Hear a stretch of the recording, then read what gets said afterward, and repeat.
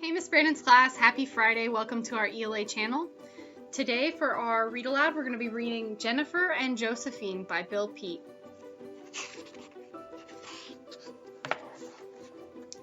Jennifer was already an old automobile way back in the year of 1933. The old touring car had traveled over 100,000 miles and been sold or traded so many times she couldn't remember all the owners. Now at last she was worn out and sold for scrap iron and left sitting in the far corner of an auto junkyard, just passing the time rusting away. Still, Jennifer wasn't altogether unhappy. At least she had a friend, a scrawny stray cat named Josephine.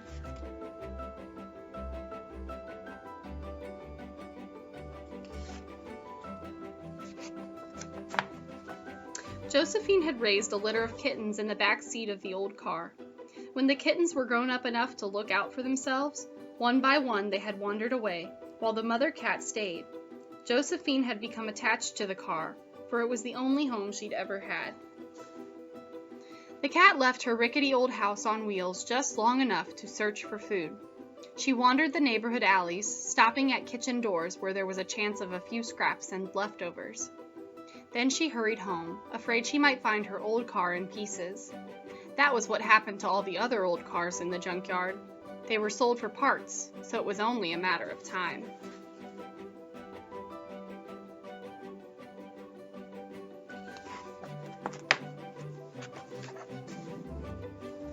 One morning, Josephine was awakened by the sound of voices. They were very close by, and the curious cat sat up for a look. It was the junkyard man and a large, long-legged fellow with 2 suitcases and a puffing cigar. "I buy 'em cheap and run the wheels off 'em," growled the big fellow. "Will she run?" "You can give her a try," said the junkyard man. "They built 'em to last in those days."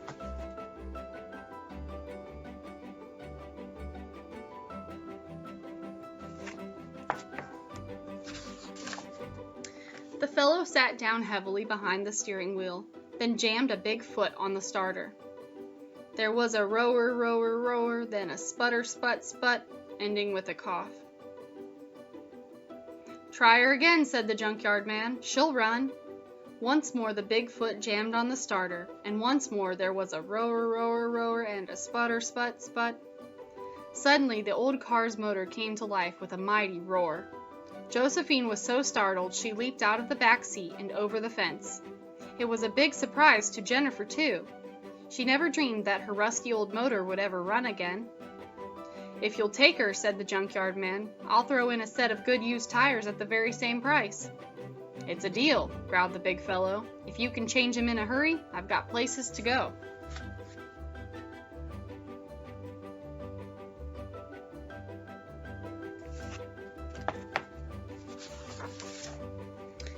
In half an hour, Jennifer went tottering across the junkyard on a set of good used tires. As the old car reached the gate and was about to head out into the street, Josephine decided she was going too. And she shot across the junkyard like a streak, leaped onto a rear fender, and slipped quietly into the back seat.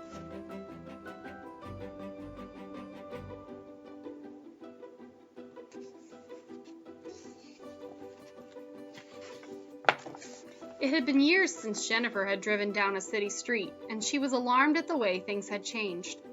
Now there was 10 times as much traffic. It was one great turmoil of taxis, trucks, and autos rudely crowding their way past streetcars and buses with noisy mobs of people swarming in between. Jennifer's driver was just as pushy and rude as the rest, and he bullied his way right through the midst of the jam and on across the city. Josephine had an uneasy feeling that there might be trouble ahead.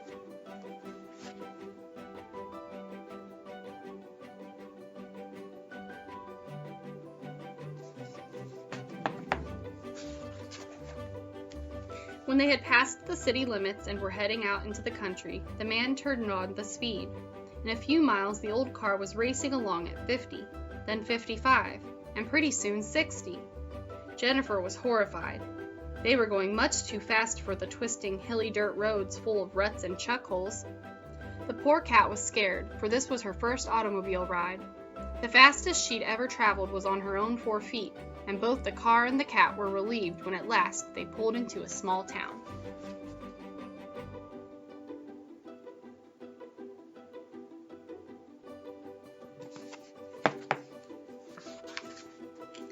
frantic fellow brought the car to a jolting stop on the main street, jerked his suitcases off the seat, and went charging into a hardware store. Josephine guessed he must be a traveling salesman, and since she didn't know his name, she thought of him as Mr. Frenzy. In a few minutes, Mr. Frenzy came bustling out of the store, and in 3 long steps and a jump, he was back in the car and away they went.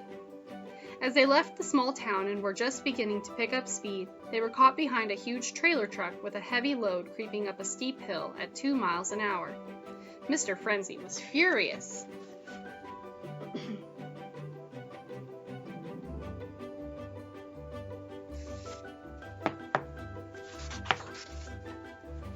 Suddenly they went charging past the truck on the wrong side of the road. Josephine couldn't believe anyone could be so foolhardy as to pass on a hill. Even a cat knew better than that. If something happened to be coming up the other side of the hill, there could be a catastrophe. And sure enough, something was coming.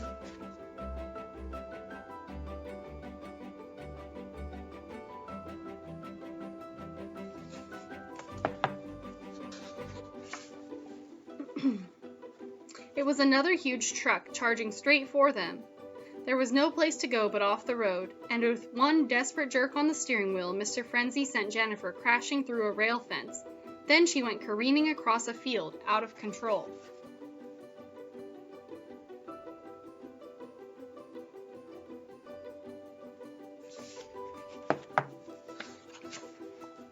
The old car ripped through a haystack, sideswiped a hen house, plowed through a pumpkin patch, uprooted a scarecrow, crashed through another fence, then bounced back onto the road with a bam as her right rear tire blew out.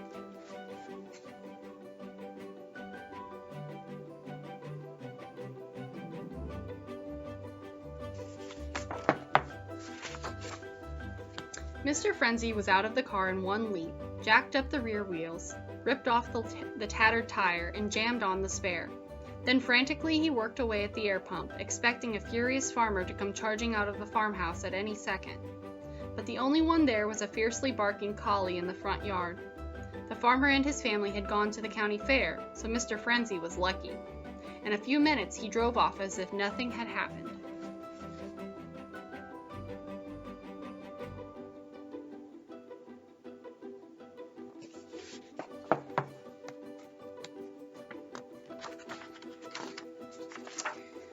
Josephine thought surely the fellow would slow down after such a close call with the truck. However, she was mistaken. Pretty soon, they were racing a fast freight train, and on ahead the road took a sharp turn over the railroad crossing. The engineer warned the car to stop with a shrieking blast on the whistle, but there was no stopping Mr. Frenzy. He was in too big a hurry to wait for a long freight train to pass, and he kept the old car racing ahead at top speed.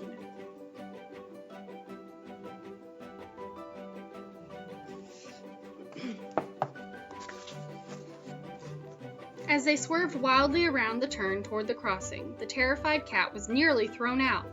She barely managed to hang on by her claws while Jennifer went humpity-bump over the tracks, one jump ahead of the engine's cowcatcher. Surely a scare like that should bring the man to his senses, sighed Josephine as she flopped down onto the car seat. However, the poor cat knew better.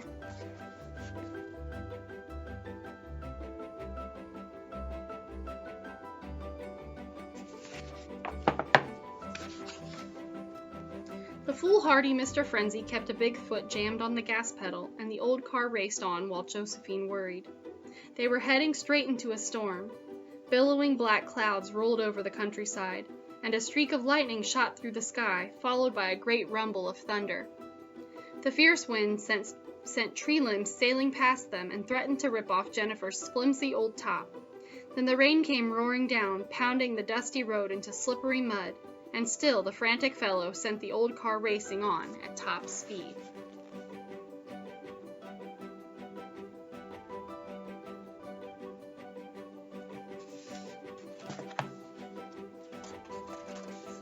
As night came on, Mr. Frenzy wheeled the old car into a service station at a crossroad. She was nearly out of gas. After the tank was filled and he had paid the attendant, Mr. Frenzy asked, "How's the road to Martinstown?" "Hilly as a camel's back and all mud," warned the man. "If you try that road tonight, you're taking an awful chance."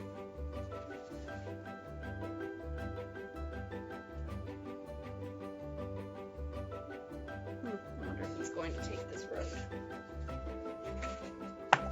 An awful chance was just the thing for Mr. Frenzy, and Josephine wasn't a bit surprised when they headed down the road to Martinstown through the driving rain. And as the man had warned, the road was hilly as a camel's back and all mud. As Jennifer struggled up and down the hills, her churning wheels began slipping backward, then sideways. Suddenly she skidded off the road, plunging over an embankment into a ravine, to end up nose down in a tangle of brush.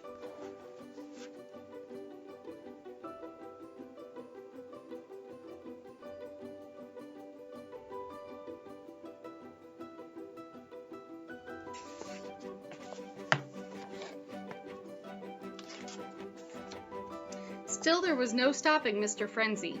He pulled off his shoes and socks, rolled up his pant legs, jerked the suitcases off the seat, leaped up the embankment, and went sloshing away through the mud toward Martinstown. Josephine was left crouched in a corner on the back seat, where she remained while the rain kept roaring down without a let-up.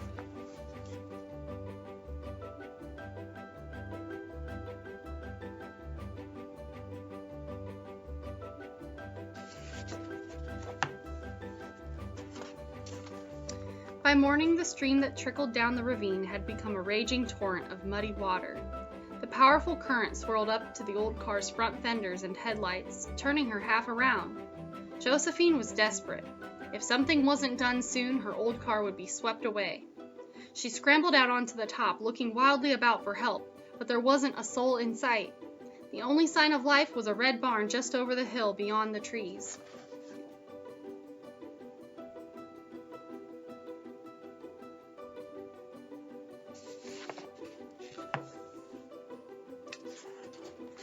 In one leap, Josephine took off across the woods, straight for the barn. She hoped someone was there who could help. The miserably wet cat fought her way through the brambles and brush, dodging past trees, bounding over logs, then slipping under a rail fence out into a barnyard.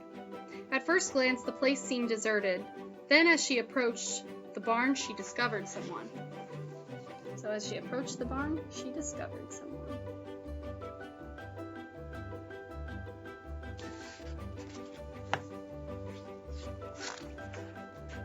A small boy was in the barn shed, feeding a swarm of fat farm cats, and Josephine quickly caught his attention with a loud, mournful meow.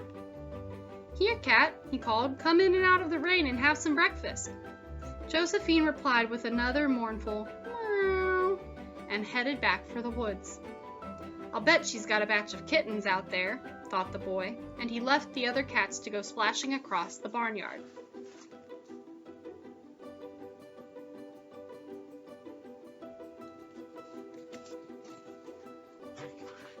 He vaulted the rail fence and went stumbling along through the tangle of undergrowth, with the scrawny stray cat leading the way. When they finally reached the old car, the boy peeked inside. "No kittens on the seats," he muttered, "and no kittens on the floor. If it's not kittens, it must be this old car you're worried about." Then he hurried away through the woods, leaving Josephine with one slim hope. She knew that most small boys loved old automobiles.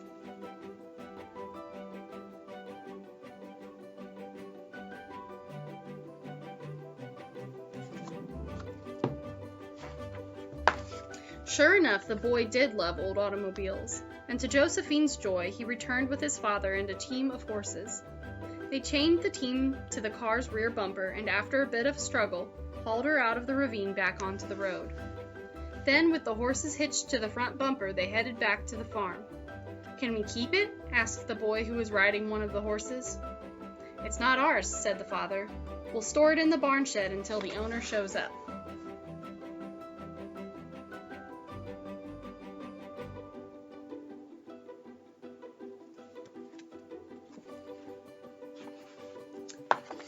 The owner never did show up, and at last the farmer decided the old car was theirs. "She still runs pretty good," he said to his son, "so we might as well drive her into town now and then." The fellow was a slow, careful driver, never going more than 20 miles an hour, which was just about Jennifer's favorite speed. And Josephine always went along, either riding in the back seat or on the top. It didn't matter whether anyone knew it or not. The old touring car really belonged to the cat.